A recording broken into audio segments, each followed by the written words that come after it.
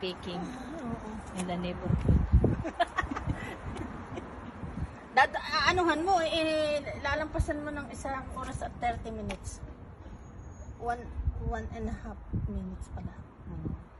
Ganoon. Kasi pag kulang, hindi mag-upload. Gayon. Ayan, mga Koreans. Koreals! Dito kayo, libre! Walang bayad! Puntahan nyo dito lang sa kabilang kabilang bahay. Siguro marami yan doon sa likuran, no? Oh. Oh? Yan na. Ayan. 2 pounds lang yan sa Tesco. Nahulog pa. Ang dami pa. Oh, nasayang na yung iba. Hilaw na.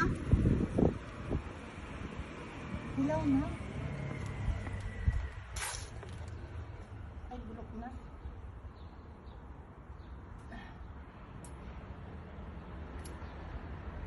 Asim!